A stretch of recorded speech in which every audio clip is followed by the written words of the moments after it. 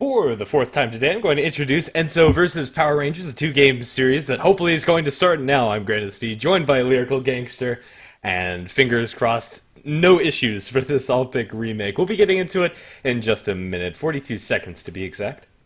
Yeah, cross your fingers, cross your toes, cross your mind. We're going to be hopefully getting on into this one here and maybe going to be able to do the quick little disconnect as well. Hopefully we don't get the crash. You never know, though. And I think that we've talked about this whole draft here to death almost, but the Rubik pick as well does have a decent amount of spells to steal. Obviously, the zero cast point on Fissure can certainly come into play in the later stages of the game, and always seeing Doomed getting Doomed is just a joy to my heart. I really love that. Yeah, it's always nice to see Doom have a taste of his own medicine, and also getting your hands on Fissure, even Ice Armor is amazing to steal as Rubik. And oh, there's my crash, and we'll be getting back to the game. At least everything is consistent, right? Absolutely. No, consistency is key here. I did the disconnect beforehand, and we'll see if this actually means that I crash twice or if I'm able to escape it. And actually, I was able to do it. I wasn't there for the crash. I missed the genocide that occurred on our computers, and thankfully, actually looks like we're going to be seeing the Treant Protector go up to the top lane with the Tusk there. So Cheshire Cat on the Tusk with Bignum on the Treant Protector, both of them moving on up towards this top lane to drop on off a ward. This is also going to be Shadow Fiend moving up towards the top rune.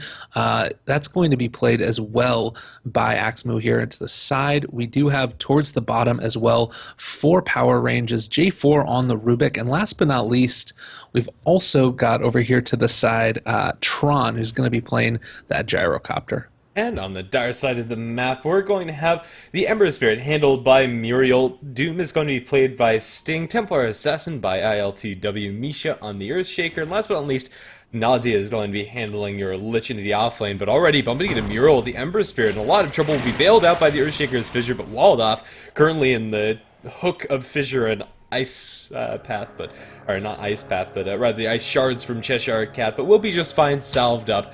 And although that's going to cost him some regen, First Blood has not been spilled yet. The top bounty rune should be taken by Axmoo very comfortably, and bottom bounty rune will be given towards the gyrocopter. So already a quick start for Power Rangers, as both their gyro and their Shadow Fiend get an early start, and they burn through 100 gold of the Ember Spirit.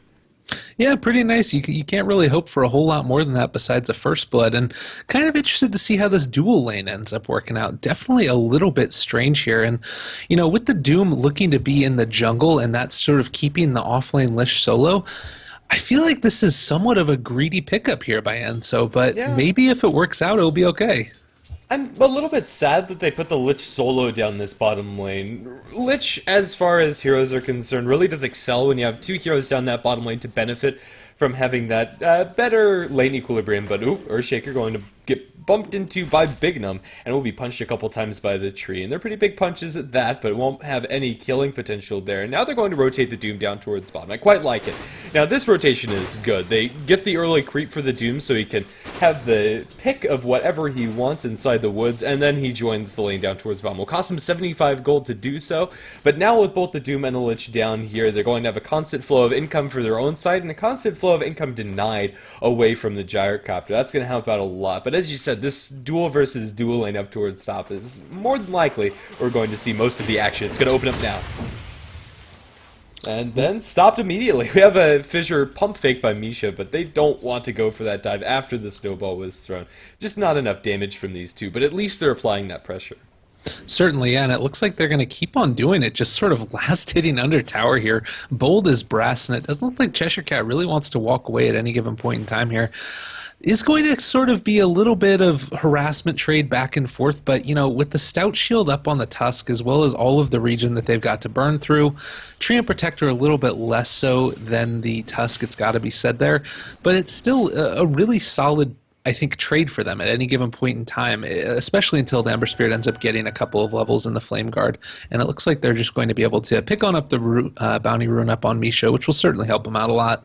Tron getting massively banged up down in the bottom lane. That's the power of having the Lich on your side. I believe they just threw 2 Frost Blast to his face and hit him a couple of times, and that harass is really annoying for Tron. They're going to bump into Nausea, but he has a regeneration rune to pick up should he need it, and he will do just that. Now completely refilled up. Tron needs to be careful. If Doom has the mana for net, he could mango net Tron and might even threaten for a kill, but Rocket Barrage is going to dissuade Sting from going for that play, and the Lich was a little too far away anyway. But now Nausea caught out. They have another Rocket Barrage looking for the cliff on the Lich. Unfortunately, this is not pathable, or at least where he was throwing him, you have to get him a little bit further than that. So Rubik won't be successful in that clipping, but a lot of traded blows from both sides will leave everybody wishing they had a tad bit more regen. The salve on the Doom is available, but Lich looks like he's going to be sent all the way back to base. Yeah, it's really unfortunate there. The plus side of it, of course, is that he was able to sacrifice a creep beforehand and will be able to probably on his way back out as well. So continuing to do his job to some extent and leaving the Doom to get the solo experience, not the worst in the world, but definitely not what he would have wanted, I feel like. And it also sort of alleviates the pressure on this gyrocopter. He no longer really has to be that careful about his positioning or even, honestly, his HP at this point. Like, Doom can't really do a lot to him, particularly with the move speed advantage that the gyrocopter has over the Doom. So I think that, you know, it's fine. Lich can come on back into lane, and they're going to try and control the creep equilibrium with the Rubik pulling here, but certainly difficult to do against the Lich. Even without a little bit of help, or a lot of help from the Earthshaker, ILTW is still doing very well against the Shadow Fiend. I don't think that comes as a surprise to anybody. 21-11 compared to 9-3 on Axmo. This TA is fine, even by herself, and Misha just now was threatening a Fissure Block, and if that connects onto the Shadow Fiend, could be in some trouble. But now that the bottle's up and running for the Shadow Fiend, things get a lot easier. When he has level 5, can fairly reliably get some raised CS, but it's far from the amount of farm that you'd expect from a Shadow Fiend in your mid lane. He's going to rely on stacks, but for now, his supports haven't made any for him on the left-hand side of the jungle, nor on the right-hand side of the jungle, so that's something I'd like to see Power Rangers fix. Down towards bottom, they're diving onto J forward, a little bit of help from the Living Armor, looks like the Rubik will survive. Now Rocket Barrage again into Sting. The Doom is going to be dropped to less than half HP, but they have another Frost Blast, and the right-click damage on Tron is pretty immense. They just need one more from the Lich, and it looks like they'll try to find it. Getting Fog, they'll have it, and that's going to be the death of the safe lane farmer, but a double damage Shadow Fiend will be able to raise right-click down that Lich, and Axmo will at least get a return kill in response to that Gyrocopter dying. But not only is that a kill on the Gyrocopter, that also pulls Shadow Fiend completely away from his lane, allowing the Templar Assassin to not only get free farm, but also make a stack for herself. Yeah, certainly really nice there. I'm also going to mention that regen by the Doom. He ended up being able to eat both a Fade Bolt as well as a full Rocket Barrage there and was perfectly fine throughout the whole course of it. So really, really strong in terms of his ability to sustain. He also has that Mango there just in case he needs it. Top lane looks like they're going to be able to catch the Ember Spirit, but I don't think they're going to be able to find a kill. Just a little bit of harassment back and forth, trading blows. And with the Treant Protector armor, actually, he's still got Walrus Punch. If he wants to, he could just like walk up to the Ember Spirit at this point. Really, really deadly so far for him. Already been able to pick up Phase Boots on that Tusk. Doesn't have mana for all of his spells. Had he had enough for the full Snowball, Ice Shards, Walrus Punch combo, that would have been really good, but he only had 2 if he pops his stick charges, and even then it's a little bit deep to be diving, but at least they got Misha killed before all of that happened, so they find some blood up in the top lane, and they're stopping the Ember Spirit from farming, and getting a lot of farm on the Tusk, as you already mentioned. Phase Boots complete on him. Tron again down towards bottom lane, gonna eat a couple of Frost Blasts, and this Gyro is just not having a good time of it. 15-5 is struggling about at the same rate as the Ember Spirit on the flip side of the coin. Well, and the reason that people say that, you know, Gyrocopter is one of those heroes that's able to fight early, and the reason that he's able to, you know, do things in the early game that other carries aren't able to do is because of that Rocket Barrage. But to do that, you need to get within that 400 radius for it to be able to be effective. And if you're that close up to a Doom, he's going to be able to out-regen you to a certain extent and be able to do the damage at the same time also. And his right clicks are incredibly powerful right now. So being able to have a Lich there right by your side just is, you know, a little bit of a cream on the crop, the very tip top that you would have needed, and it's impossible, I think, at this point in time for the Gyrocopter to fight effectively unless he has friends like he does right now, and they're going to be able to wrap around here, might be able to get the lift up. Nausea taking a lot of damage there. Are they going to be able to get this kill on the Doom as well? He's pretty freaking tanky. Is he going to be able to make this way away? Yeah, and he's going to be perfectly fine. He's got Phase Boots as well. He's just exactly where he wants to be. Even without the Phase Boots activated at 400 movement speed and 476 when Scorched Earth is there too. It's a pretty absurd amount of speed coming out from Sting. They go on the target that they needed to, and they appropriately appropriately evaluate the situation. A good gank coming out from Power Rangers, and the next time around that that's going to happen, it's much easier for them, since Tron should have his level 6, and he is going to get that call down available right about now. So even though Gyrocopter is struggling when it comes to his farm, he's still able to contribute to the team, although not as much as your normal Gyros. But again, looks like bottom lane, they want to go aggressive, but this time they're spotted out by a dire observer ward.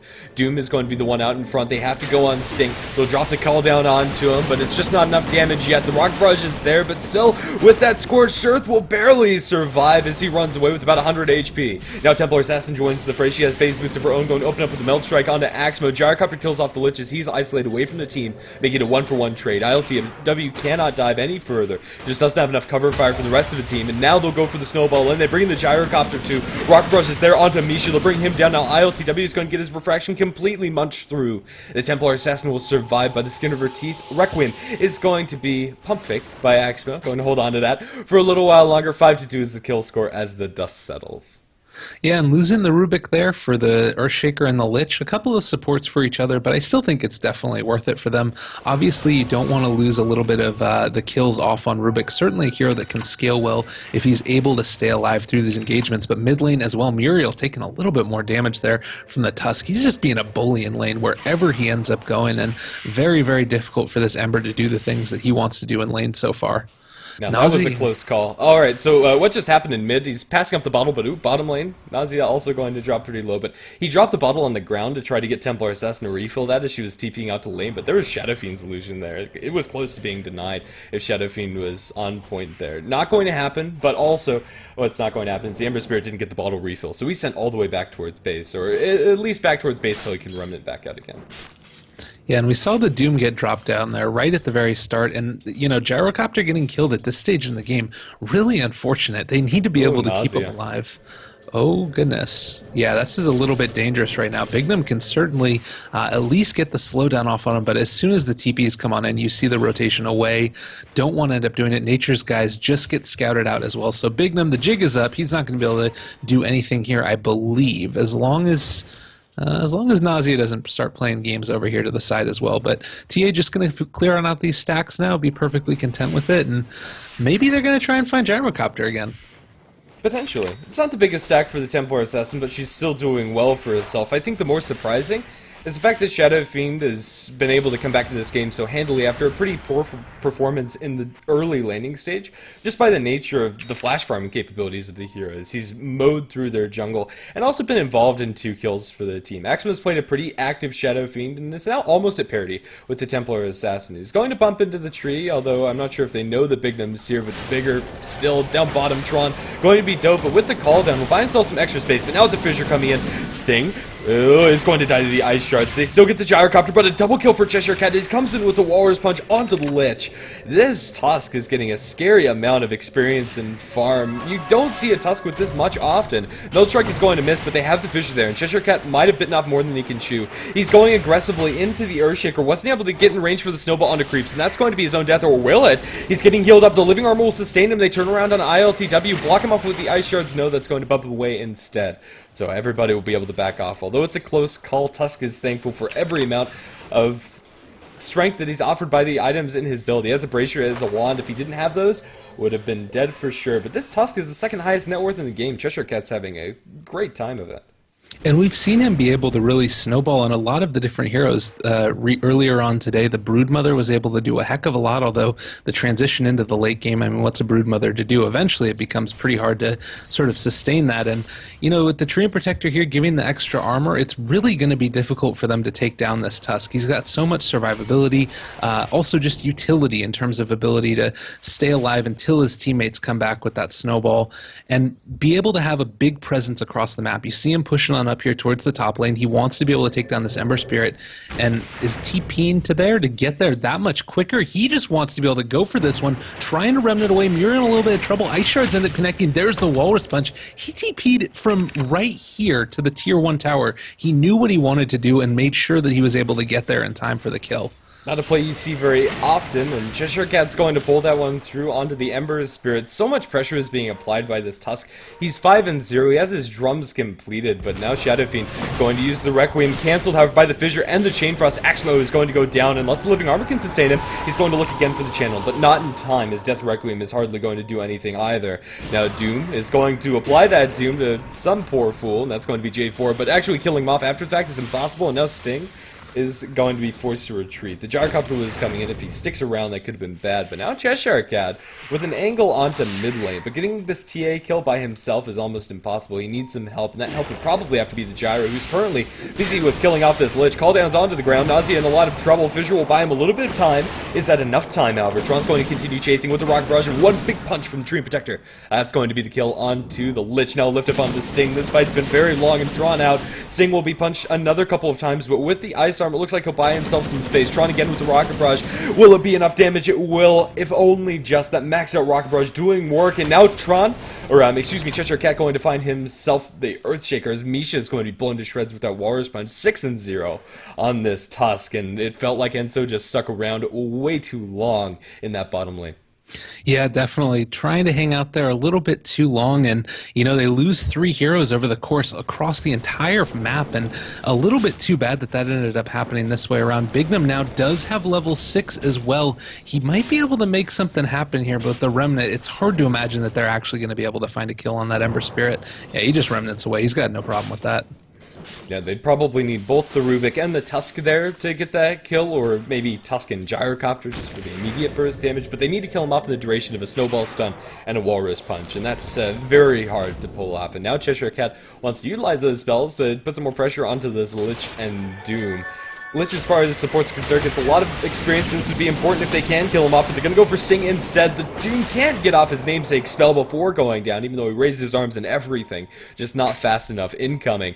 12-5 is our kill score, and Power Rangers again going to find themselves with a slight advantage. We're seeing another Templar Assassin that's getting pretty much everything that she could want, but again, it's the only hero on the Dire team that's getting all of that space. Oh, they blow up the Lich. Sorry for missing that on camera. It was just a little too fast there. The Tusk, his damage output is insane with the level 2 into the Walrus Punch. It's not something we see very often. Usually the Tusks don't get a lot of time at all. Mid lane, they're going to look for a dive into Axmo, but Fissure walls him off on the wrong side. Now Tusk comes in from the sidelines. Will he fully commit? They get the Echo Slam onto Axmo. A little bit of miscommunication as Cheshire Cat wasn't going there, but with the haste rune, Shadow Fiend will be just fine. Yeah, you had the haste and the DD up, and it looks like you wanted to try and find something there in the mid lane, but ooh, he does have Tron in a little bit of trouble. Is going to salve back up to keep himself up to full. Enchant Totem going to be the spell picked up by the Rubik this time around, so maybe going to be able to find something here. Lift up onto Doom, but honestly, I don't think they want to fight this. It's a little bit scary. He is so freaking fast running after him. Tusk, meanwhile, is able to take down the TA, who's doing stacks at the time. Doomed up Rubik. He is certainly dead. And man, I can't believe the Tusk got that kill on the TA. Completely and totally solid there. Yeah, Cheshire Cat's playing out of his mind, just finding good openings. Ember Spirit, in the meanwhile, is able to kill off the Treant Protector as he was stuck around solo up in the top lane. And the amount of dot damage from the Ember Spirit means Living Armor isn't going to be very helpful when it comes to keeping him alive. With that pickoff on the Templar Assassin, Tusk is going to maintain his spot, and is one of the highest farmed heroes inside this game. He's going to be working towards a Shadow Blade next, and those pickoffs are going to be coming very freely. If you can isolate the Lich, especially without Frost Armor up, the Lich is going to melt in his hands, and maybe even the Ember Spirit. I don't think he can kill Muro, but he's going to try his darndest, force out the Remnant away. But just that combination puts Ember Spirit down to less than 150 HP. With a Shadow Blade hit on top of that, might actually be lethal, especially since Muriel's not going for a very HP-centric build, instead decides to go for the Boots of Travel. Yeah, certainly. Can definitely find them out. We do also have this smoke on here through the bottom. It looks like they want to try and take on out Roche at this point in time. Considering that TA just got her Deso, absolutely no problem doing this. Should be able to take it, and I think that maybe... yeah, they throw this onto the TA. There's no way that the Doom ends up picking this up. He's just here for tanking purposes. Yeah, absolutely. And also offering that Alpha Wolf for it. It's pretty nice for taking down Roshan. But yeah, Doom, as far as his effectiveness inside the fights, is a very one-cycle hero. Once he uses his namesake spell, that's about all of his impact. Templar Assassin with a second life can still dish so much damage, even with just the Desolator as her items. But now on the other side of the map, we have a smoke coming up from the Radiant team. Tusk, partnered up with the Gyrocopter, can kill any one hero that's isolated. Even if that hero has an Aegis, maybe they can kill her off twice, but she does have a good amount of backup behind her, with both Nausea and Misha Misha in position, but they're going to snowball onto Misha. The Lich is going to be blown apart. Cooldown's on the ground. Misha in a lot of trouble. ILTW is going to lose his Aegis here. The Earthshaker is going to fall, and the house is going down around this Templar Assassin. Sting is going to commit the Doom onto J4, but the Rubik, as long as he can get out alive here, is more than happy to be doomed up now, especially since they're able to kill off the Doom. Templar Assassin gets out towards the left, but a disaster for Enso. That was completely well executed there by the Radiant. I didn't think that the Treant was going to be in position in time, but he was just standing right over here to the side, and simple overgrowth one time through, able to lift them all up, and now after he ends up getting doomed, Rubik making it happen, initiation onto the TA, disaster yet again. Oh, and so it was looking so good for you guys in the draft, but another huge kill there, and that's going to be 5 for nothing essentially over the course of just about 2 minutes. They've given Cheshire Cat so much space on this Tusk, and right now, Tusk is hunting up towards top. He's not going to find the Ember. He has since backed off from this lane, but right now, the map is Cheshire Cats. He's 9-0-3. They're going to find the Earthshaker in mid lane. I have no idea why he was even there. There's not a good reason for a solo support to stick around and try and defend that tier 2 tower. It's too risky. And, well, that's the reason why you're going to end up getting picked off. Now another Shadow Blade picked up by the SF. I think the SF Shadow Blade might be a little bit aggression overkill for Power Rangers, and maybe just picking up the Sanyashi is a safer approach. But should this pay off, it's going to be so scary for Enso to move around the map, as you could always have an Invis hero around you between the Nature's Guys and the double Shadow Blades. And their supports aren't in a situation where they can buy enough detection. Earthshaker and Lich really want to be building a Mech and a Blink respectively, but now they have to buy wards. Well, and the other thing about the pickup that's a little bit funky, and I think that makes it a little bit tough, is that, you know, you want to be able to start building these items to be able to take high ground. And Shadow Blades are great for being able to pick off solo heroes once they're sort of farming on off in the jungle, or, you know, potentially doing whatever they end up doing. But if you're trying to push the high ground, you're no longer really able to make effective use of a Shadow Blade. So, I don't know, a little bit, I think that they're far enough ahead at this point that they feel comfortable doing whatever they want. And honestly, it's 10k net worth lead right now. They're doing really, really solid. Yeah, they are. But there is for sure the downside. It's probably a bit Invis overkill. We'll have to see how it pays off, or if it pays off. Right now they're going to Leech Seed and mid onto Nausea, and this Lich is in a really bad way, but he has a team behind him. They're going to Overgrowth for this Lich. He turns around. Chain Frost going to be dropped on the Axe Mode, down to half HP, but he does have wand charges. They'll look for the Desolator hits onto Bignum. The Tree Protector will die to the Fissure.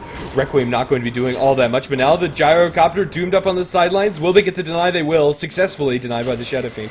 If he needed any souls, he picked up 12 there, but I don't think that was super relevant. Now the turnaround with Stolen Fissure onto Nausea. Snowball forward. The raise down one. They get the Walrus Punch in the air onto ILTW, but most of that damage was absorbed by the refraction. They need a little bit more detection. Stolen Spell, it's going to be level death, but with an Echo Slam, they'll kill off Cheshire Cat and end his godlike spree for the Templar Assassin. Axmo needs to be so very careful. There's a dire Sentry Ward on this high ground. If he walks around the corner, could end up going down. He's going to show himself. He's healing up. They don't have a Fissure in range. The Earthshaker split off to the other side. No blink on the Templar Assassin yet delivered. It's in the base right now. Axmo should be fine. He has the living armor, if nothing else, but will cop one Psyblade as he goes for the retreat. All things considered, that's a really good fight for Enso, but now the Shadow Fiend, he's going to Shadow Blade and threaten the turn, but not going to happen. And so I think after that are going to be feeling a lot more comfortable, as they're going to put a sizable dent in the advantage that was made by Power Rangers. Yeah, and you know, you think about right there what would have happened if you potentially had a Sanjin Yasha up on the Shadow Fiend. I don't know if it would have made a huge difference, but he does have 1,700 gold on top of his Shadow Blade, as well as having his Yasha already. So, could make a difference. Time will tell. We'll see if they're going to be able to make a little bit of a comeback here after the run that we see out of Enso. I think that they're still firmly in the lead in terms of this game, but securing their jungle is certainly the right start that the Dire need here to be able to catch back up. And I think that they're in a really, really good spot for well, the Radiant, that is, for making the kills happen. Rubik already has a Ghost Scepter. That's going to allow him to sustain significantly longer.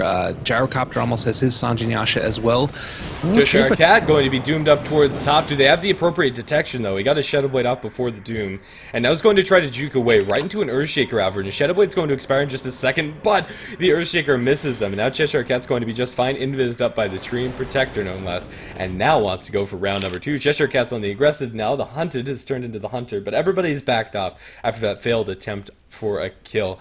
The Tusk after losing his life once, is going to be a little bit more hesitant to go for these plays, but he has so much HP. Now with the Sange on top of his Shadow Blade working towards that Silver Edge, it seems. Although it's not going to be disabling any great passives this game, it's still going to be a huge mitigation in the damage output that they're able to throw out, especially if he gets that onto the Templar Assassin. As of yet, no way to deal with that Silver Edge break ability. Yeah, definitely, and looks like as well we're going to be seeing a Train Protector try and go for the Aghanim Scepter. I don't know if he's going to be able to get it in time for it to really play a huge difference in this fight, but the DOT is pretty nice against the TA. It's a good amount of damage. Ooh, they're looking like they want to fight on here. Are going to be able to catch on out the Doom, the Dust coming on out as well. That's going to be the Tusk trying to run away. 5 heroes here after him, 3 at least after him, and then the Rubik's going to end up falling as well. Chain Frost one time onto Cheshire Cat. He should be able to make his way out of here. I think Chains end up catching. He might be in some trouble. It's going to go down. Walrus Punch into Snowball. He's going to be able to stay alive here. Are you kidding me? Somehow able to keep alive throughout all of that. There's going to be the turnaround as well. Shadow Fiend hitting away like a truck as well, and Gyrocopter takes down the Earthshaker. Somehow the Tusk survives, and the rest of the Dire is falling down as well. Trying to TP one more time. Overgrowth a little bit too late, but the Shadow Fiend takes on out the Lich as well. 4 for 1 at the end of that fight. The big difference between this fight and the fight that Enso were able to turn around the Dire Secret Shop was the fact that they had no Doom available for that engagement, and Shadow Fiend had a double damage rune. In that fight around the Secret Shop, Enso were able to trade because they isolated the Gyrocopter. He wasn't able to get a call down through, and they just didn't have the appropriate amount of damage to kill off that Tusk. Now the Silver Edge is completed up for him. It started out in a reasonable fashion for them, but as soon as the reinforcement came for Power Rangers, there really wasn't much hope. Back to the Aghanim Scepter on the Tree Protector.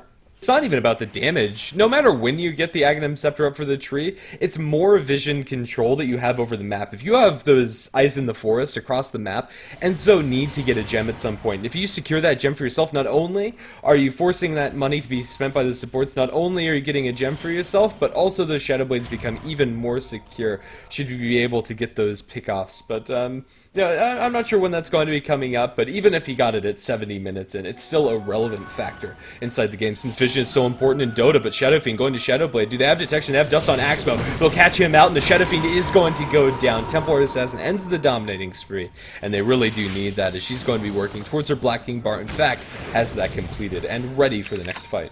Emperor's Spirit, however, is being stalked. They have a snowball down from the low ground. They're going to commit it. Nero isn't able to get off the Remnant with that Walrus Punch. They'll smack him down before he's able to react. That trade ends up being a lot more even than Enso had bargained for originally. Certainly, you end up losing the Ember Spirit there for the Shadow Fiend, not at all what you were hoping for, and just really solid heads-up play there by the Tusk and the Treant Protector to recognize that there was going to be this opportunity. He was going to go on over and trying to farm on out the hard camp. They knew what they needed to do. The Dust was already used. They were in a pretty safe position, and they made the most of it. So really well done. Smart heads-up play there. I think that probably for this Tusk, he can start transitioning into bigger items here as well. He's going to have a good amount of gold while continuing to get these kills. 1,500 in the bank right now. I don't know if he necessarily needs to, but I feel like Deso would be a pretty decent pickup next as well for him. I really like the Deso pick quite a lot this game.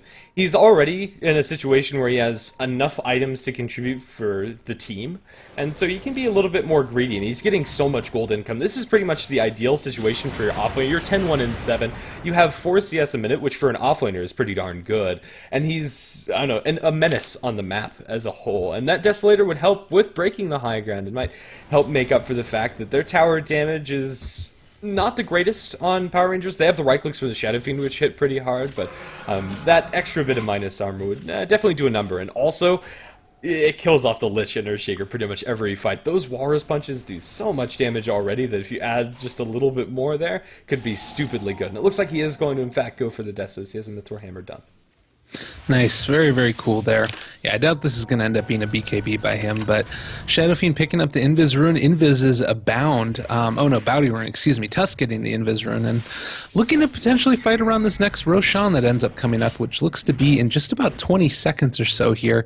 Relatively decently timed, and I think that probably with this Shadow Fiend all the way onto the other side of the map, the Dire are in a little bit better position to contest this or maybe fight it. They've got vision of it. They're going to know exactly when it happens, but so is the Tusk with the Frozen Sigil sitting on up here on the high ground. So Oh, is going to end up finding the Ember Spear here, though. This could be a really big problem. Does end up getting a little bit of a vision there. Walrus Punch immediately lift up as well. Snowball, everything going his way, and that's going to end up being a kill. And Rubik also steals Remnant. Great pickup there for him. Yeah, not only is this a great spell for initiation, it gives you vision, and it's also a reasonable nuke, although I don't think he's going to be using it as such at this stage in the game. It's a great spell to have at your disposal. Without Ember Spirit, I don't think they'll be willing to contest, although their heroes are very good inside the Roche Pit. And they do have a Blink Dagger on Earthshaker. I'm not sure if that's enough, but in a dream situation, if you catch out 5 enemy heroes inside an Echo Slam Chain Frost with Psyblade spilling over the top of it, the 4 heroes that Enso still have remaining would be enough to take that engagement, but Power Rangers were positioned in such a way that the best they could have hoped for was a 3-man Echo. Although good, wouldn't be good enough when you are down your Ember Spirit. And they really do need this Ember to stop dying. He's 1-5-1. He just isn't able to contribute in a meaningful fashion inside a lot of these fights since he's not getting enough gold. Cheshire Cat has completely taken up all the space that Ember Spirit would want to be farming, and they need him to get the Battle Fury Daedalus online as soon as possible. Yeah, he's not a hero that can really... It's weird. I feel like you can fight with Ember early, but it has to be before the 30-minute mark. You can't fight this late simultaneously. Yeah. Exactly. Like, you have a lot of nuke damage when you're going to be able to be at around that 15-minute mark. You got, like you said, the Remnant coming on out. A lot of nuke damage if you're able to sort of land those all on top of one hero. Flame Guard is, well, great for being able to burst heroes down. Sleight of Fists, long-range initiation if you're able to combo it with Syrian Chains. But once you're at this point in time, you need to be able to be dealing the physical DPS along with the pure damage that comes from your cleave. So not really having the items to fight with at this point in time, it's really crippling their ability to contest anything here. They spotted out Doom with that high ground observer ward, snowball forward, Walrus Punch. Sting is not going to get the Walrus Punch. It's going to be stopped twice, and then they do have Cheshire Cat. The Lich Chain Frost is pretty good. They'll lose the Tusk at the very least here, but they're losing even more for their heroes. They committed so much for that Tusk kill that they don't have anything left in the tank. Do they have detection for ILTW, who turns for a Meld Strike, might be able to kill off Bignum, and will succeed in killing off the tree, but the cost of his own life not worth it, especially since he loses the gem, and GG is called. That was Enso's last hurrah, and unfortunately for them, it just wasn't nearly enough. Yeah, a little too bad there. Really, really, really solidly played there by Power Rangers. We talked about it beforehand. We felt like it was a draft advantage going the way for Enso, but not able to make it happen that time around, and hopefully going to be able to see something a little bit stronger in this next game.